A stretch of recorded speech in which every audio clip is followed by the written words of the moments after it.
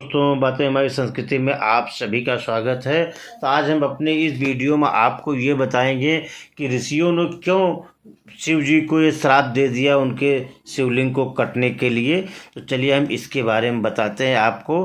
दारूबन की कथा और शिवलिंग की पूजा की उत्पत्ति कब से हुई, इसके बारे में हम बताते हैं आपको। तो एक बहुत पुराने समय की बात है, शिव पुराण में ये कथा आती है, दारूबन की कथा आती है। तो एक बार की बात है कि माता पार्वती ने भोलेनाथ को पाने के लिए कठोर तपस्या करने लगी, वो भी दारूबन में। तो दारूक नामक वन में भगवान भोलेनाथ एकदम नंग धरंग होके पहुंच गए, विचरण कर रहे थे वहाँ पर। जब वहाँ विचरण कर रहे थे तो वहाँ पर ऋषि लोग, बहुत सारे ऋषि लोग वहाँ तपस्या करने में जुटे हुए थे।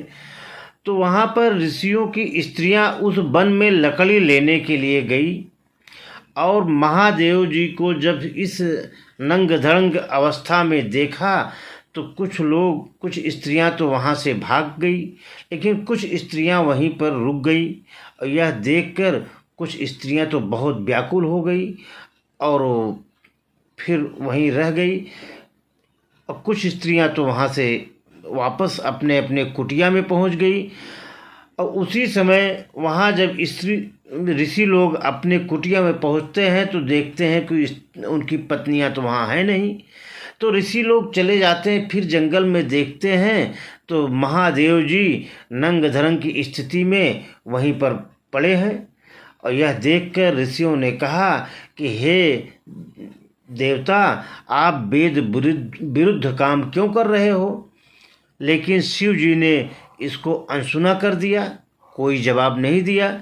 तब ऋषियों ने उनको श्राप दे दिया कि तुम्हारा यह कृत्य देखकर ऋषियों ने उनको श्राप दिया कि तुम्हारा लिंग कटकर पृथ्वी पर गिर पड़ेगा। और उनके ऐसा कहते ही शिव जी का लिंग कटकर भूमि पर गिर पड़ा और आगे खड़ा हो गया और अग्नि के समान जलने लगा। पूरा तीनों लोकों में हाहाकार मचा दिया।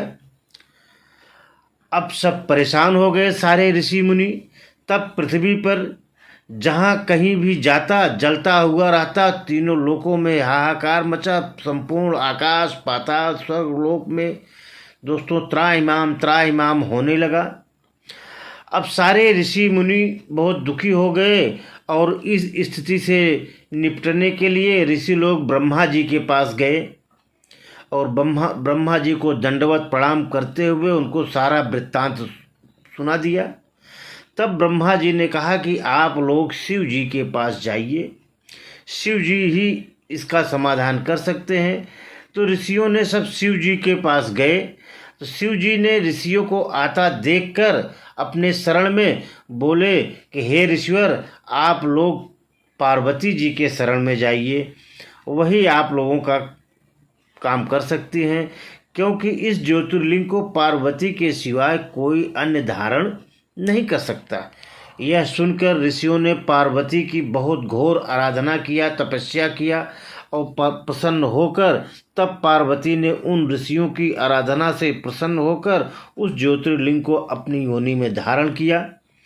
तभी से दोस्तों ज्योतिर्लिंग की पूजा तीनों लोकों में प्रसिद्ध हो गई और उसी समय से शिवलिंग व पार्वती भक्त की प्रतिमा मूर्ति का चलन इस संसार में पूजा के रूप में प्रचलित हो गया। तो दोस्तों ये पुराण की बात है। अगर ये जानकारी आपको अच्छी लगी हो तो ओम नमः शिवाय।